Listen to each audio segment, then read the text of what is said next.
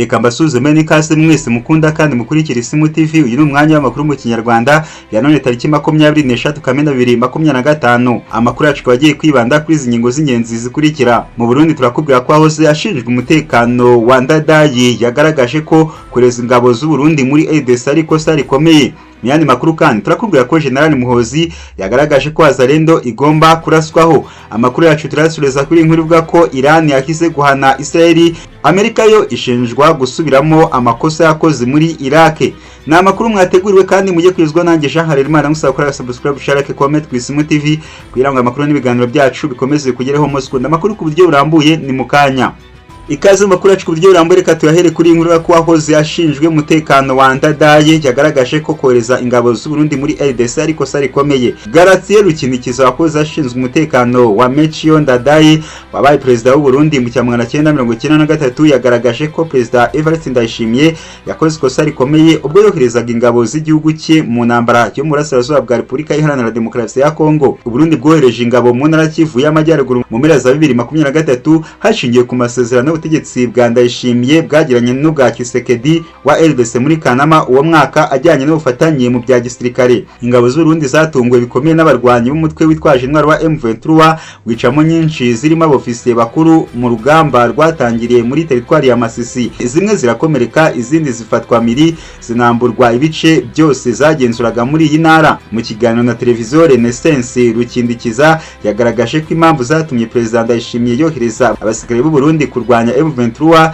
ziri mu rwango afitiye u Rwanda kuko yatekerezaga ko rufasha uyu mutwe witwaje intwaro urwango afitiye abatutsi ndetse n'inyungu y'amafaranga. Yagize ati yarasanzwe afitanye umubano mubi n'u Rwanda, agatekereza ko M23 yari ishyigikiwe abari n'abasirikare b'u Rwanda bariyo, akavuga ati rero reka ngende mbarwanye muri Kongo tubipimeho turebe ko dukomeye kubarusha. Ikindi mu gutekereza ko abarwana muri Kongo ari ubwoko bw'abatutsi, ashyira hamwe abahutu bose b'i Burundi agira ati tugiye kurwanya abatutsi. Rukindikiza yavuze ko President Kisekedi yasezeranyije Ndayishimiye amafaranga menshi mu gihe akohereza ingabo z'u Burundi mu ntambara muri RDC, arabyemera nyamara bitari ngombwa ko afata iki cyemezo cyo kwicisha ingabo ze. Ati abana b'igihugu bagiye gupfira mu kindi gihugu mu ntambara idakwiye, agomba kubajyana aho we akura amafaranga. Yagaragaje ko abashoramari b'abanyamahanga bafite impungenge ko mu gihe intambara yo muri RDC iri kubera hafi y'imipaka y'u Burundi nabwo ishobora kubugeramo, bityo ko ariyo mpamvu banga kubukoreramo ibikorwa by'ishoramari. Yagize ati abahirwe abantu bo hanze baravuga bati dushaka gushora imari, bavuga bati abasirikare b'u Burundi bari kurwanira hafi y'imipaka yabo, none ejo batsinzwe byagenda bite? Mu busesenguzi bwe Rukindikiza yasobanuye ko umubano we w'u Rwanda n'u Burundi wazamijwe cyane n'uruhare rwabwo mu ntambara yo mu burasirazuba bwa RDC. Reka amakuru yacu tuyakomereze kuri inkuru ko General Muhozi yagaragaje ko Wazalendo igomba kuraswaho. Umugaba mukuru w'ingabo za Uganda General Muhozi Kayine Rugaba yatangaje ko ihuriro Wazalendo bushyigikiwe n'ubutegetsi bwa Repubulika Iharanira Demokarasi ya Kongo rigizwe n'abagizi ba nabi bagomba kuraswa. Ni ubutumwa yatanze mu ijoro ryo kwa 22 Kamena 2025 nyuma y'uruzinduko yagiriye Kinshasa rwari rugamije kwagura ubufatanye bwo kurwanya imitwe yitwaje intwaro mu burasirazuba bwa RDC binyuze muri Operation Shuja. Yagize ati Wazalendo ni umutwe w'abagizi ba nabi bidasubirwaho, nizera ko ingabo zihuriweho UPDF na FRDC tuzabagabaho ibitero aho twababona hose kiretse nibamenya ubwenge bakarambika intwaro. Uyu musirikare yasobanuye ko Wazalendo imaze igihe kinini yica abaturage ku bice by'umupaka ingabo za Uganda UPDF zidakoreramo, agaragaza ko nibakomeza kwica bazabiryozwa. Ati Wazalendo bisha abantu bacu mu bice byo ku mupaka wacu tudakoreramo, ntabwo tuzategereza kubanza kubifata, nibica abantu bacu bazabyishyura. Wazalendo ikorana n'ingabo za RDC mu kurwanya ihuriro M23 igenzura ibice byinshi mu ntara Kivu y'Amajyaruguru na Kivu y'Amajyepfo. Leta ifata Wazalendo nk'inkeragutabara zikunda igihugu. Amakuru yacu reka tuyasoreze kuri inkuru ko Iran yahise guhana Israeli, Amerika ishinjwa gusubiramo amakosa yakoze muri Iraq.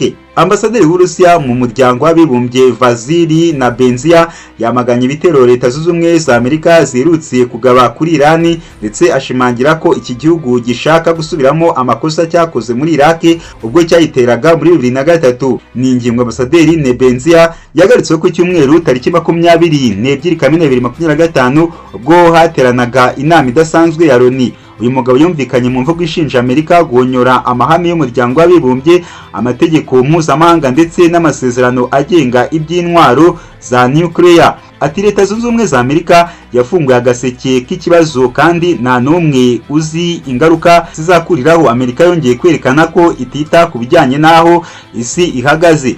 Ambasaderi Nebense yakomeje avuga ko ibyo Amerika yavuze bijyanye gusa n'icyemezo Colin Powell wari minisitiri w'ububanyi n'amahanga wa Amerika yafashe muri 2003, atangaza ko Iraq ifite intwaro z'ubumara mu gushaka impamvu yo gutera ikindi gihugu gifite ubusugire, ibyaganishije gusa abaturage bacyo mu kavuyo mu gihe cy'imyaka ibarirwa mu binyacumi kandi bikarangira nta ntwaro n'imwe y'ubumara ibonetse. Aya magambo ya Nebenzia aje mu gihe minisitiri w'ububanyi n'amahanga wa Iran Abbas Arsi ari Moscow mu biganiro na Perezida Vladimir Putin biri bwibande kuri ibitero bya Amerika. Kwibasira Amerika kuri umudiplomate bishingiye ku bitero by'indege iki gihugu cyagabye kuri Iran mu rukira rwo kuri iki cyumweru tariki 22 Kamena 2025. Perezida Donald Trump wa Amerika yavuze ko ibitero bigamije gusenya ahakorerwa intwaro za nuclear ndetse ashimangira ko byageze ku ntego. Ni ibitero bisa n'ibyaje biteringa mu bitugu ibyo Israel igenda igaba kuri Iran kuva kwa 13 Kamena 2025